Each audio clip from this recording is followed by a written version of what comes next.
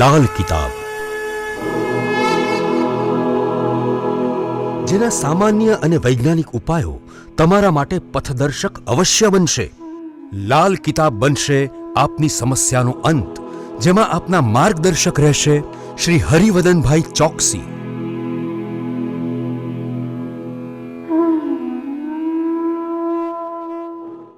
નમસ્કાર મિત્રો, હું હરિવર્ધન ચોકસી આપ સૌનું સ્વાગત કરું. મિત્રો, આજના વિડીયોમાં આપનું ખૂબ ખૂબ સ્વાગત. મિત્રો, આપણા મનુષ્ય જીવનમાં ઘણા બધા એવા કાર્ય છે જેને આપણે પવિત્ર માનીએ છીએ, સમજીએ છીએ, એ કામ કરીએ છીએ, પણ આપણને ખબર નથી કે એનાથી આપણને પાપ લાગે છે, આપણને નુકસાન થાય છે, આપણા ગ્રહોની ઓરા ડિસ્ટર્બ થાય છે, આપણે એનાથી બહુ મોટા નુકસાન તરફ આગળ વધી જઈએ છીએ. જનરલી હું જે આજે કામ બતાવવાનો ને તેને લગભગ બધા શુભ માને છે, પણ એની અસર ખરેખર ઉલટી આવે છે અને એનાથી આપણે બહુ મોટા નુકસાન થાય છે. આપણે એને સમજતા નથી, જાણતા નથી. બસ વર્ષોથી ચાલી આવી વાત આપણે કરીએ છીએ, પણ આજના જમાનામાં આ વાત આપણને નુકસાન કરતા સાબિત થાય છે.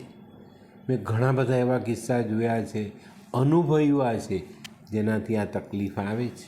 અને ઘણી વખત તો છે ને, કોઈ વિદ્વાન જેને કહીએ એવા માણસો આપણને આવા કામ બતાવી દે, કોઈ પેલા ફકીર સંત એવા માણસો આપણને આવા કામ બતાવી દે.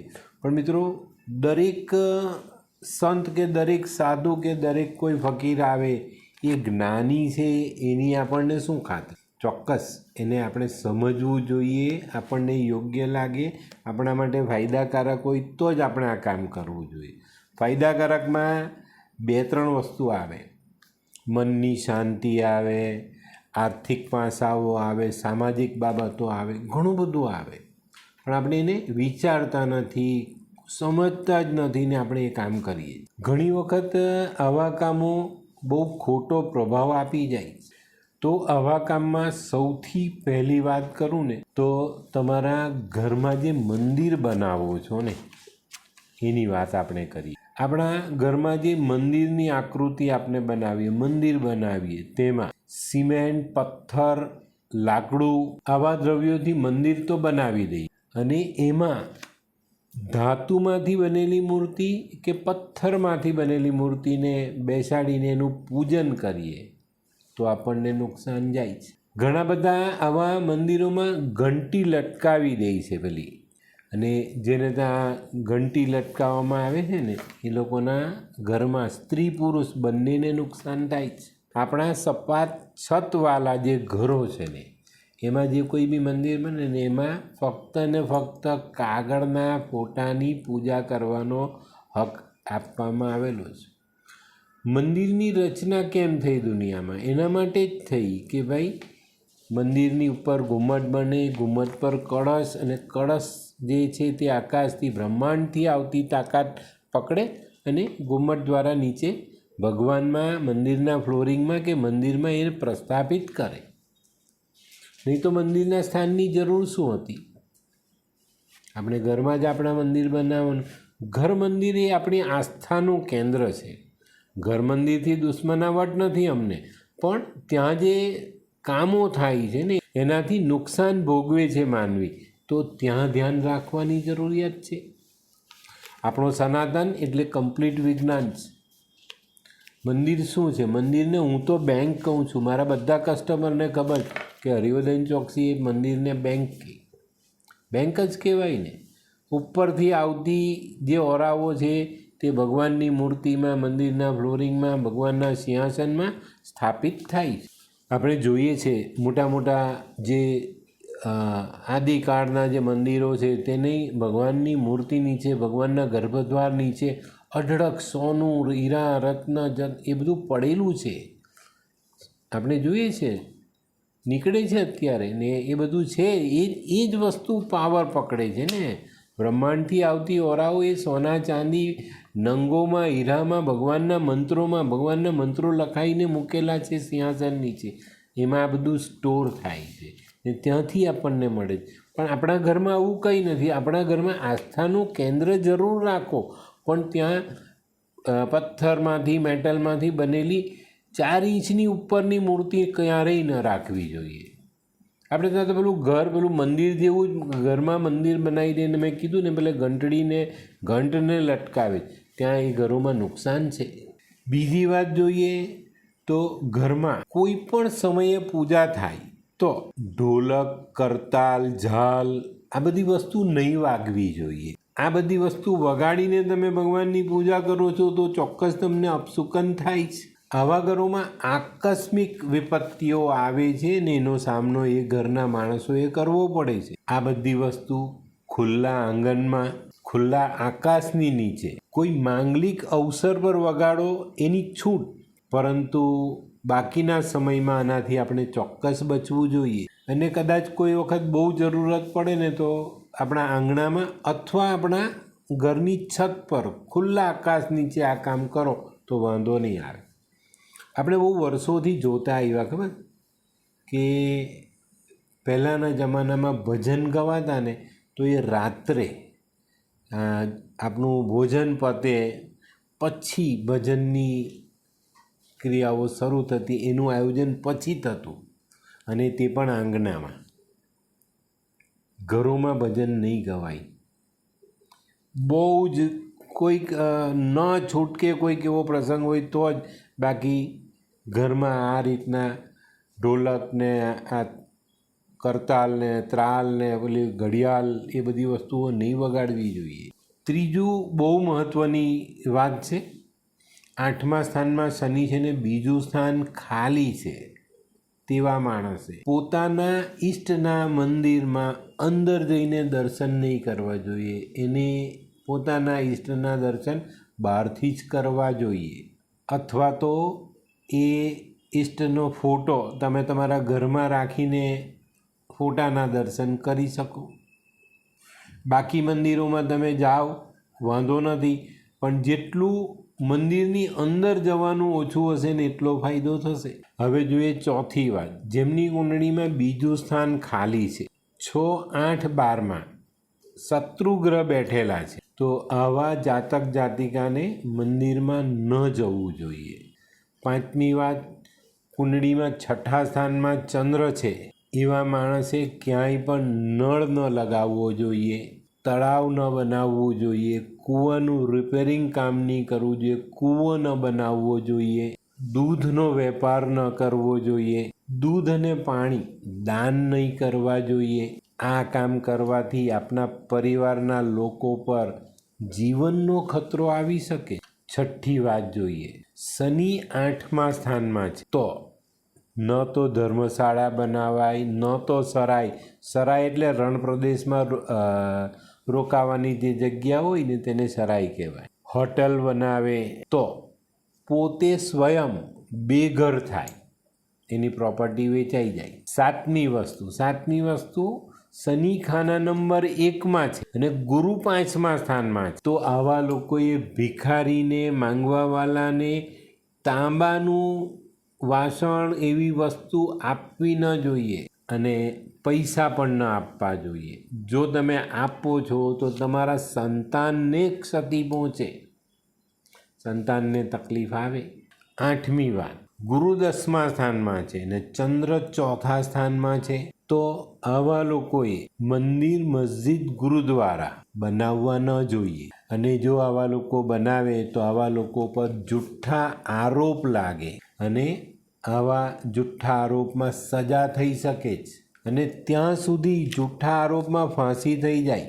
9મી બાબત જોઈએ, કુંડળીમાં શુક્ર 9મા સ્થાનમાં, જન્મ કુંડળીમાં 9મા સ્થાનમાં બેઠેલો છે, તો અનાથને આશ્રય આપવો, અનાથને દત્તક લેવા, એની પાસે રાખવા, આ બધી વસ્તુ તમારી માટી ખરાબ કરી નાખે, જળમૂળથી ઉખેડી નાખે. અરે આવા લોકો અનાથને ભણવાનો સામાન બી આપે ને તો એને તકલીફ પડે. 10મી વાત, ગુરુ ખાના નંબર 7માં છે, તો આવો માણસ વસ્ત્રનું દાન કરે તો એને વિવસ્ત્ર થવું પડે, એને કપડાં પહેરવાના ફાંફા પડી જાય. એટલો બધો નિર્ધન થઈ જાય કે પોતાના માટે કપડું ન વસાવી શકે. 11મી બાબત, સૂર્ય ખાના નંબર 7માં છે, તો આવા માણસે વહેલી સવાર અને મોડી સાંજ દાન નહીં કરવું જોઈએ. દાન કરવાનો સમય આવા લોકો માટે 11, 11:30થી 5 વાગ્યા સુધીનો, આમ જ દાન કરવું જોઈએ. અને વહેલી સવાર કે સાંજે દાન કરે છે તો એને પણ હાનિ થાય. 12મી વાત જોઈએ તો મિત્રો, આપની કુંડળીમાં જે ગ્રહ ખરાબ છે એને લગતો બિઝનેસ, વેપાર આપણે કરીએ ને તો આપણી હાલત ખરાબ થાય. માની લો કે ભાઈ આપણી કુંડળીમાં બુધ ખરાબ છે ને આપણે સ્કૂલ ખોલી દીધી, ટ્યુશન ક્લાસ ખોલી દીધા, નહીં ચાલે. નુકસાન જશે અને નામોસી પણ આવશે. પછી એ માણસ ગમે તેટલો સારો હોય, નુકસાન આપે. 13મી વાત, આપણી કુંડળીમાં જે ગ્રહ ઉચ્ચનો છે એનું દાન ક્યારેય નહીં કરવાનું. એનું દાન આપણે કરીશું ને તો આપણી એ ગ્રહની તાકાત, ઉચ્ચનો ગ્રહ નબળો થતો જાય. એની પર ધ્યાન અવશ્ય રાખજો. મિત્રો, આવા વિડીયો છે ને ગુજરાતના જ્યોતિષો માટે પણ કામના છે, ધ્યાન રાખજો. તો એક વાત આગળ ચાલીએ. 14મી વાત, જે કુંડળીમાં શનિ પહેલા સ્થાનમાં બેઠેલા છે, 7 નંબરનું અને 10 નંબરનું સ્થાન ખાલી છે તો વાંધો નથી, પણ 7 કે 10માં જો કોઈ ગ્રહ બેઠેલો છે અને આવો માણસ મકાન બનાવે તો એ નિર્ધન થઈ જવાની શક્યતાઓ બહુ મોટી બની જાય. 15મી વાત, શનિ ખાના નંબર 5માં બેઠેલા છે, એ માણસે 48 વર્ષની ઉંમર પહેલાં મકાન ન બનાવવું જોઈએ. મકાન બનાવશો તો તમે તમારું સંતાન, ઓલાદને ખોઈ બેસશો, અથવા ઓલાદ નથી તો નહીં થાય. શનિ બહુ મોટી અસર લાવે છે આવી બાબતોમાં. હવે મિત્રો, બહુ અગત્યની વાત છે આગળની. 16મી વાત, કુંડળીમાં શનિ 8મા સ્થાનમાં બેઠેલા છે અથવા ગોચરમાં શનિ 8મા સ્થાનમાં આવીને બેઠેલા છે, અથવા તો 8મા સ્થાનની પનોતી ચાલે છે, એવા લોકોએ મકાન બનાવવું ન જોઈએ, મકાનમાં તોડફોડ ન કરવી જોઈએ અને શનિને લગતો સામાન ઘરે લાવીને મૂકવો ના જોઈએ. જો લાવો છો તો આ યોગ ઘરમાં મૃત્યુને નોતરે છે. અને તે પણ કેવી રીતના ખબર છે? 1, 2 ને 3, કુટુંબમાં 3 મોત થાય, ઘરમાં 3 મોત થાય, આ વસ્તુ બને. મિત્રો, આ ઘટના મેં બહુ નજીકથી જોઈ છે. કોવિડમાં મેં એક બેનને કીધેલું કે ભાઈ તમે આ કામ નહીં કરતા, પણ એમને ઘરવાલાની આગળ હાર માનવી પડી અને એમને તોડફોડ કરાવી, ઘરમાં 3 મૃત્યુ થયા. તો આની પર બહુ ચોકસાઈ રાખવાની જરૂરિયાત હોય છે. હવે 17મી વાત બહુ મહત્ત્વની છે. આપણે ઘણી વખત છે ને એને માનતા નથી, મગજમાં લેતા નથી, પણ આ બધું થાય છે. તમારી કુંડળીમાં શનિ મહારાજ 10મા સ્થાનમાં બેઠેલા છે, કર્મસ્થાનમાં, તો 48 વર્ષ પહેલાં કોઈ પણ સંજોગોમાં મકાન નહીં બનાવવા. આવા લોકો મકાન બનાવે ને એટલે એની આમદની નષ્ટ થવા માંડે, ઇન્કમ બંધ થઈ જશે. કિતાબે કીધું છે કે જ્યાં સુધી મકાન નહીં બનાવો ત્યાં સુધી તમને શનિ મહારાજ મકાન બનાવવા માટેનો સામાન લેવા માટેના પૈસા આપતા જ જશે, આપતો જ જાય શનિ મહારાજ. અને જેવું તમે મકાન બનાવો એટલે એ આમદની બંધ કરી દે. કિતાબે તો ત્યાં સુધી લખ્યું છે કે ભાઈ બિસ્તરા પોટલા લઈને ચાલ્યા જાય. તો આપણે આવી ભૂલ શા માટે કરી? ન કરીએ તો આપણા ફાયદામાં છે ને. તો મિત્રો, આ વિડીયો બહુ ધ્યાનથી સાંભળજો, તમારી કુંડળીને મેચ કરજો.